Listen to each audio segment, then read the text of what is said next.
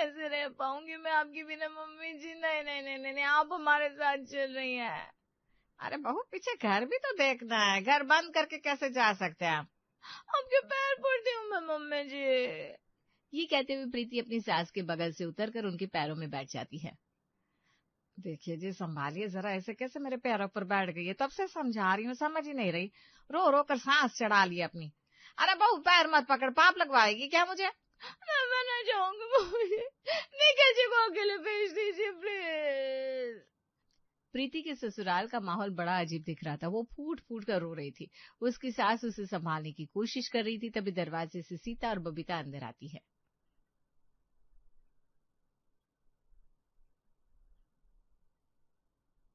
क्या हम अंदर आ सकती हैं? अंदर आकर पूछती हो अंदर आ सकती हूँ? बताओ, हद है भाई। क्या ह्यूमर है आपका mummy ji, I will miss it. अभी तक रो रही प्रीति फटाक से ताली पीट पीट कर हंसने लगती है। ये तेरी बहू को अचानक क्या हो गया पुष्पा? ये हंसने लगी, वैसे रो क्यों रही थी? तुझे पता नहीं क्या, निखिल का ट्रांसफर हो गया है बेंगलुरु। अब मैं उसे अकेला तो भेज नहीं सकती, तो साथ में इसे भी जाने को कह रही हूँ। बस मुझसे दूर कैसे रहा जाए, यही सोच सोच कर रोए जा रही है। बता, पेट से जना है मैंने निखिल को, पर ममता इसे मुझसे है। अकाउंट्स में ग्रेजुएशन नहीं किया होगा तेरी बहू ने, ड्रामे में किया होगा। अच्छा रो लेती है बहू तू।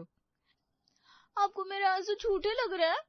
आंटी जी, होती होंगी वो बहू है जो अपनी सास से दूर होकर खुश होती होंगी, पर मैं वैसी बहू नहीं हूँ, क्योंकि यहाँ मेरी सास ने मुझे माँ जैसा प्यार दिया है। लगता है आज नाश्ता भी नहीं बना। चल फिर पुष्पा, हम चलते हैं, तू अपनी बहू को संभाल।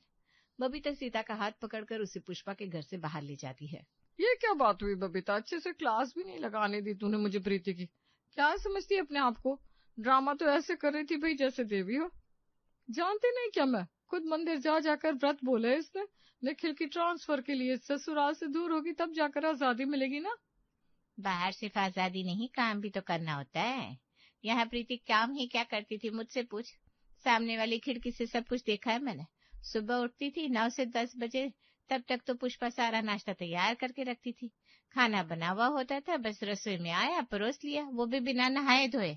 सरकारी नौकरी की तैयारी कर रही हूँ, सरकारी नौकरी की तैयारी कर रही हूँ, ये कह कहकर अपनी सास को पागल बना रही है ये। अब कौन सी तैयारी कर रही है भगवान जाने। दोपहर में मुश्किल से दाल चावल बना लेती है, बस हो गया। बाकी झाड़ू पोछा बर्तन कपड़े सब पुष्पा करती है। अच्छा, तो ये बात है, तभी इसे अपनी सास इतनी प्यारी लगती है। बाहर शहर में तो नौकर मिलना असंभव है, सारा काम खुद करना पड़ेगा। तो टेस हुए तो सही बात रही है ये। रात को निखिल कुछ बर्तन और गद्दे लेकर अपने घर वापस लौटता है। अरे यार, तुम अभी भी परेशान हो प्रीति? हो गया ना, हो जाएगा मैनेज। इतना तो तुम अपनी विदाई पर भी नहीं रोई थी। तू भी अपना सामान पैक कर ले बेटा, कल सुबह की फ्लाइट है तुम दोनों की। निखिल, एक बेंगलुरु की नई ट्रेन की टिकट करवा दे। क्यों क्यों मम्मी जी? और मैं तुझे नहीं बता रही हूँ, अपना सामान बांधेगी कि नहीं अब? प्रीति के मन में लड्डू फूटने लगते हैं। वो अपने कमरे में जाती है और फटाफट अपनी पैकिंग शुरू कर देती है। अब ना मेरे सारे हनीमून वाले कपड़े काम में आएंगे, है ना मम्मी? ये हॉट पैंट भी डाल लेती हूँ, और ये ब्रालेट, उफ क्या सेक्सी है। पर पहन ही नहीं पा रही थी। यहाँ सास ससुर के सामने साड़ी से सूट तक आने में तो पूरा साल निकल गया। अब करूंगी मजे मैं। हाँ, बिल्कुल करना चाहिए बेटा। अब तू और तेरा पति अकेले रह रहे हैं, कुछ भी पहनो कौन बोलने वाला है। और बेंगलुरु जैसे शहर में किसी को मतलब नहीं है कौन क्या पहने। आराम से जीवन जीना अपना। मैं तो कह रही हूँ तू भी ना कोई क्लासेस वासेस ज्वाइन कर लेना, दिन भर पड़े पड़े घर पर बोर हो जाएगी वैसे। अच्छा, काम वाली का हो गया? ओ शिट, मम्मी जी तो मेरे साथ ही जा रही है, मेरे दिमाग से निकल गया था। मम्मी ठीक है, जो भी है, बाहर शहर है, मम्मी जी भी ज्यादा कुछ कहेंगी नहीं, कहेगी तो देखा जाएगा। अब कपड़े तो मैं ले जाती हूँ बाबा। खाना बनाने के बाद मम्मी जी को सोने भेज दिया करूंगी, फिर आराम से बाहर निकल जाऊंगी, कौन देखने आ रहा है। प्रीति की खुशी का ठिकाना नहीं था। अपनी मम्मी से फोन पर बात करते हुए वो फटाफट बेंगलुरु जाने के लिए 5 बैग्स पैक कर लेती है और अगली सुबह निखिल के साथ फ्लाइट से बेंगलुरु के लिए निकल जाती है। सारा सामान ले लिया ना कामिनी तूने? कोई दिक्कत तो नहीं आएगी? काहे की दिक्कत आएगी चाची, वैसे बेकार में फ्लाइट का टिकट करवा दिया अपने। भाभी भी मेरे साथ ट्रेन में ही चली जाती, पैसे बच जाते। नौकरी ज्वाइन तो भैया को करनी थी, भाभी को किस चीज की हाड़ बड़ी थी। खैर अब तो लग गए पैसे, चल अब निकल भी, जनरल डब्बे में टिकट हुआ है तेरा, सीट नहीं मिली तो खड़े खड़े जाना पड़ेगा। मैं तो खड़े खड़े विदेश भी चली जाऊँ, ये तो कुछ घंटों की बात है। अब फिक्र मत करो चाची, कामिनी पर सब छोड़ दो। बंगलोर, कामिनी आ रही है। 30 घंटे का सफर करने के बाद कामिनी पहुंचती है बैंगलोर और जुअल प्लाजा के फ्लैट नंबर 203 के दरवाजे की टिंग टोंग घंटी बजती है। वो अभी तो निखिल निकला है, अब कौन आ गया नाचने को। घर सेटल कर करके शरीर की बैंड बजी पड़ी है और ये लोग नींद भी नहीं होने दे रहे। आंख मसलते प्रीति दरवाजा खोलती है और सामने खड़ी होती है कामिनी, इसकी सास का भेजा हुआ तोहफा। हाय हाय भाभी, दरवाजा बंद कीजिए। ये क्या दरवाजा खोलकर खड़ी है अब चड्डी में? क्या? इसे शॉर्ट्स कहते हैं, चड्डी क्या होता है? हम तो अपने बच्चों को इतनी बड़ी बड़ी चड्डी पहनाते हैं इसके ऊपर, फिर पेंट पहनाती है। आपने तो इसके ऊपर का पेंट भी नहीं पहना। छी छी छी छी छी। वो ये क्या किया मम्मी जी ने, यही मिली उनको। कैसी बोझी बोझी सी शक्ल लग रही आपकी, बताइए। हाय, नया शहर है, इस तरह बालों का जूड़ा बनाकर लोफर पहनकर घूमेंगी आप, फिर तो भैया का कहीं चक्कर चलता ही दिखेगा। घर की गृहिणी सजी धजी अच्छी लगती है। सिंदूर किधर है, आपको दिख नहीं रहा है? कामिनी तो भाई कामिनी थी। फिलहाल तो वो प्रीति के नए घर आ चुकी थी, पर एक कमरे के घर में वो रहती कहाँ? रसोई में? नहीं नहीं, मैं रसोई में नहीं रहने वाली। मेरा को स्फूकेसन होने को लगता है। तो आप कहाँ रहना चाहेंगी कामिनी जी? मेरे बेडरूम में? उधर भी रह लेती भाभी, इसमें कोई बड़ी बात नहीं है, पर भैया को ऐसा इम्बेरस करने को मेरे को अच्छा नहीं लगता। अपने सामान को डाइनिंग टेबल के शीशे के ऊपर रखने के बाद कामिनी पूरे घर का चक्कर लगाती है। कमरा तो एक ही है, एक ही बाथरूम भी है। अब हॉल में तो सोने से रही मैं, मेरी प्राइवेसी भी कोई चीज है कि नहीं? तो बच गए लिए बालकनी। बालकनी में कैसे सो सकती है? अगल बगल में कितने जवान लड़के रहती होंगी। काफी सारे संभव परम्यूटेशंस कॉम्बिनेशन करने के बाद कामिनी लगाती है दिमाग और रसोई को बना लेती है अपना बेडरूम। अरे अरे, सिलेंडर लेकर कहाँ जा रही है अब दीदी? बालकनी में भाभी, वो आजकल ओपन किचन का जमाना है ना, तो मैंने सोचा क्यों ना किचन को बालकनी में शिफ्ट कर दिया जाए, उससे ज्यादा ओपन क्या होएगा। और हमारी रसोई में एग्जॉस्ट भी नहीं है, ना ही कोई खिड़की, तो रसोई में रहने वाले को दिक्कत तो होएगा ही। तो मैंने रसोई को अपना रूम बना लिया और बालकनी को बना दिया रसोई। क्या? अच्छा ठीक है, जो भी करना है कर, पर जल्दी से जल्दी खाना बना कर दे। मुझे ना बड़ी जोरों की भूख लग रही है, नूडल्स खा खा कर पेट सड़ गया मेरा। घर को अच्छी तरह सेटल करने के बाद कामिनी खाना बनाने की तैयारी में लग जाती है और सभी के लिए तैयार करती है डिनर। कुछ देर बाद निखिल भी घर आता है और उन्हें ज्वाइन करता है। खाना तो वाकई स्वादिष्ट बनाया दीदी आपने, मुझे विश्वास नहीं हो रहा। सुबह 10 बजे आई हैं आप और अभी 7 बजे तक सब कुछ सेट करने के बाद खाना भी बना दिया आपने, और तब भी इतनी फ्रेश लग रही है। क्या भैया काय को मजा करते हैं? हाँ? वैसे मेरे ये भी ना मेरे को लिमका बोलते हैं। कहा है कि हम हमेशा नींबू पानी की तरफ फ्रेश रहते हैं ना। खाना खाने के बाद निखिल टहलने के लिए नीचे चला जाता है और कामिनी प्रीति के साथ किचन में जूठे बर्तन रखने चली जाती है। बोलना तो नहीं चाहिए भाभी, पर भैया के आने तक आपको इंतजार करना चाहिए था। मुझे इंतजार करना चाहिए था? कैसा इंतजार? दिन भर का थका भैया घर लौटा और उनको अकेले खाना पड़ा। अब तो लगभग अपना खाना खत्म कर चुके लिए, थोड़ी देर और इंतजार कर लेती, मियाँ बीवी साथ साथ खाए तो प्यार बढ़ता है। बाप रे बाप, मुंह खोलती है तो प्रवचन ही निकलता है इसके तो। मम्मी जी ने भी ने इतना नहीं सुनाया होगा मुझे कभी। अच्छा तुम बर्तन साफ कर लो, मैं जरा आराम करने जा रही हूँ। घर में गिनती के तो लोग है दीदी, अकेले कमरे में जाकर क्या करेगी आप? आइए ना मेरे साथ इधर ही बैठी, देखिए कितनी ताजी हवा आ रही है।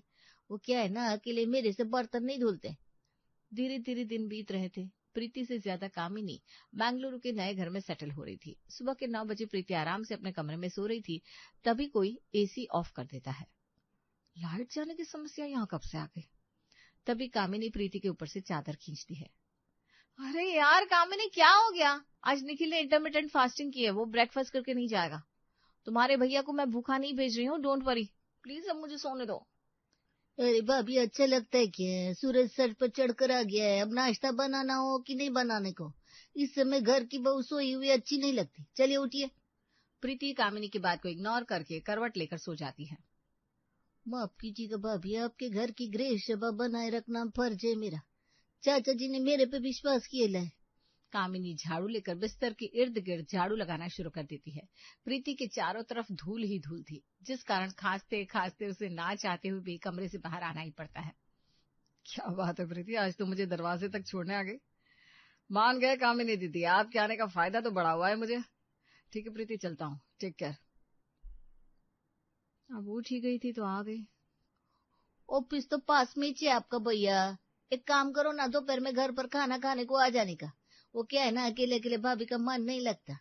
अब जो इंटरमिटेंट फास्टिंग की है तो दोपहर में भाभी के साथ ही खोलिएगा ना उपवास, इसी बहाने दोनों साथ खा लेंगे।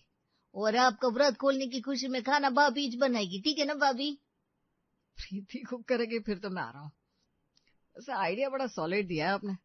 1 घंटे का लंच ब्रेक होता है, आराम से घर आकर खाकर 10-15 मिनट सो भी सकता हूँ। गई दोपहर की नींद मेरी। प्रीति ने तो कामिनी की बैंड बजा रखी थी। अपने ससुराल में तो सास ससुर के सामने वो आराम से पढ़ने का बहाना देकर कमरा बंद करके सो जाती थी, और यहाँ कामिनी के चक्कर में वो कमरा बंद ही नहीं कर सकती थी। अरे मम्मी, दिल की बात बताती हूँ, अब लग रहा है मुझे मैं ससुराल में हूँ। अरे फिर सास बनी बैठी रहती है। अरे भाभी, भैया ने खाना कंप्लीट नहीं किया, आप कैसे उठ गई? सुबह किसी न किसी बहाने से जगाई देगी मुझे, और तो और किचन का काम भी करना पड़ रहा है मुझे। अरे तू पागल वागल है क्या? क्यों कर रही इतना सब बर्दाश्त? तेरी सास ने भेजा है ना उसे, लगा उनको फोन और 2-4 मसाला लगाकर इस कामिनी के खिलाफ भड़का दे। जब कड़क फटकार पड़ेगी ना, तब खुद तेरी लाइफ में घुसना बंद कर देगी। कामिनी से छुटकारा पाने के लिए प्रीति अपनी सास से उसकी चुगली लगा देती है। और नहीं तो क्या मम्मी जी, सारा काम तो कामिनी दीदी मुझसे ही करवाना चाहती है। रात को बर्तन धोना है तो भाभी साथ में रहिए, दोपहर में खाना भाभी आप ही बनाया कीजिए, ये आप ही कीजिए, वो आप ही कीजिए। बताइए, ये कोई बात हुई भला? मतलब मुझे काम से दिक्कत नहीं है, पर ये निकम्मी पैसे भी तो लेती है आपसे। बात करवाना उससे मेरी जरा, हाथ पैर खोलो उसके। मैं तो फिक्र मत कर बहू, मैं हूं ना। आज कामिनी के सामने 1 पीस ड्रेस पहनकर प्रीति बाहर जा रही थी। घर के फोन पर मम्मी जी का कॉल आएगा, उठा लेना के। हाय हाय भाभी, बहू ऐसे मुंह फाड़ के हंसती शोभा नहीं देती, थोड़ी अद्दा लाइए ना खुद में। और हाँ, घर पर अकेली मैं नहीं रुकने वाली, मैं आपके साथ चलेगी। पिछली बार चूहा निकल आया था। आप यहीं बैठिए, मैं पहले मम्मी जी से आपकी बात करवा देती हूँ, फिर चलते हैं घूमने दीदी, ओके? प्रीति अपनी सास को फोन मिलाकर कामिनी को देती है। अच्छा जी, सब कुशल मंगल। क्या है कुशल मंगल होगा कामिनी? यहाँ तो मेरी बहू मुझसे तेरी शिकायत लगा रही है, मतलब कि तूने सही से सही नहीं किया उसे। तू समझ ले, तू उस घर की सास है, सास। मैं अपनी बहू तुझे सौंप रही, और वो जो 50,000 तुझे मुझे देना है ना, समझ ले वहीं से वसूल करके आना है। अब तू कैसे करेगी, ये तेरी जिम्मेदारी है। ये कहकर पुष्पा फोन रख देती है, और प्रीति की सारी होशियारी रह जाती है धरी। कमरे के अंदर जाती ही कामिनी ट्राउजर लेकर बाहर आती है। दिन भर तो ये ट्राउजर पहनकर घूम लेती हो भाभी तुम, पर अभी भूल गई का? फिर बाहर घूम कर आओगी और कहोगी मेरे सर में दर्द हो रहा है, मेरे को उल्टी हो रही है, ऐसी जो नजर लगती है। फिर आपके सर दर्द के लिए मेरे को अलग से दवाई लाने जाना पड़ेगा, नजर उतारनी पड़ेगी। मैं काय को अपना शरीर इतना तोड़ेगी? ये कुछ ज्यादा ही नहीं कर रही दीदी आप? काम नहीं करना है तो साफ साफ बता दीजिए। मेरी कल सुबह की फ्लाइट करवा देने का दीदी, मैं भैया से बात कर लेती है, और डायरेक्ट नहीं है, वाया दिल्ली होगी। दिल्ली में मेरी बेटी है, उसकी यहाँ कुछ दिन रह लेगी, लाल किला घूम लेगी, फिर वापस चली जाऊंगी। दीदी तो जाने को भी तैयार बैठी है, पर अगर ये चलेगी तो मेरा क्या होगा? यहाँ तो कोई मेड मिलने से रही। मैं सूट पहन लेती हूँ दीदी, आप तैयार हो जाइए, दोनों साथ में चलते हैं शॉपिंग करने हैं, बाहर खा पी भी लेंगे। धीरे धीरे कामिनी प्रीति के संसार का एक हिस्सा बनती जा रही थी। एक रोज दोनों पति पत्नी डिनर पर गए थे। नहीं नहीं निखिल, और राइस नहीं, पेट भर जाएगा मेरा। पेट भर जाएगा कि पेट फट जाएगा? पेट भर जाएगा। अभी खाया ही कितना है कि पेट फट जाएगा मेरा? ये क्या बात हुई? बाहर खाने आए, पेट भरना था तभी तो आया है ना। तो तुम भर लो, मैं नहीं भर सकती। फिर कामिनी दीदी घर में अकेली हो जाती है, और अकेले उनसे खाना अंदर जाता नहीं है, फिर भूखी सो जाएंगी। अभी 2 दिन मुझे बुखार था, तो कैसे एक पैर पर मेरे आगे पीछे दौड़ रही थी। वो मेरे बिना नहीं खाएगी, तो पेट में जगह होनी चाहिए ना, उनकी बनाई हुई रोटी भी खा सकूं मैं। एक्सक्यूज मी भैया, टेबल पर जो भी खाना है सब पार्सल कर दो। अगर तुम दीदी को कंपनी दे सकती हो तो मैं क्यों नहीं। निखिल और प्रीति घर वापस लौटते हैं, और देखते हैं कामिनी दीदी उनके इंतजार में बैठी हुई झपकियां ले रही है। इतनी रात को घर लौटना अच्छा नहीं होता, वक्त रहते घर आ जाने का। पर थोड़ी देर तो और लगेगी दीदी, क्योंकि डिनर हम आपके साथ ही करेंगे। तीनों एक साथ बैठकर डिनर करते हैं। कामिनी अपने कमरे में जाकर सो जाती है, प्रीति और निखिल अपने कमरे में। अगली सुबह निखिल को उठने में देरी हो जाती है, क्योंकि आज कामिनी उसे उठाने आती नहीं। आज कामिनी दीदी को जगाने में देर कैसे होगी? निखिल पुराने किचन में जाता है और देखता है कामिनी अब भी सो रही है। मेरी तबीयत ठीक नहीं है भैया, अभी उठती है मैं। आपकी तबीयत ठीक नहीं है? आप आराम कीजिए, मैं अभी प्रीति को जगाता हूँ। प्रीति, जो कभी वक्त से पहले उठना पसंद ही नहीं करती थी, वो निखिल की एक बोली पर फौरन बालकनी में जाती है और वहां के सेटअप किचन में फटाफट अदरक वाली चाय बनाकर कामिनी के लिए लेकर आती है। निखिल के लिए टिफिन बनाकर पैक करके उसे देती है, उसके कपड़े प्रेस करती है और नहाने चली जाती है। सब कुछ सीख गई लियो भाभी तुम। हाँ, सीखना तो था ही, आपकी पैनी नजर जो बनी रहती थी मुझ पर। चलिए अब जल्दी से उठिए और नाश्ता कीजिए। इन 3 दिनों में प्रीति कामिनी की बहुत सेवा करती है और उसे बिल्कुल ठीक कर देती है। चौथे दिन अपना सामान बांधकर कामिनी जाने के लिए तैयार हो जाती है। शादी तो आपकी पहले ही हो गई थी भाभी, पर अब बहू नहीं बनी थी, पर अब बन चुके लिए। भैया को भी संभाल लेती है, घर को भी, तो अब मैं जा सकती है। पुष्पा ने कामिनी को जिस मकसद के लिए अपनी बहू के पास भेजा था वो पूरा हो चुका था। कामिनी सभी की आंखों में आंसू छोड़कर वापस लौट जाती है।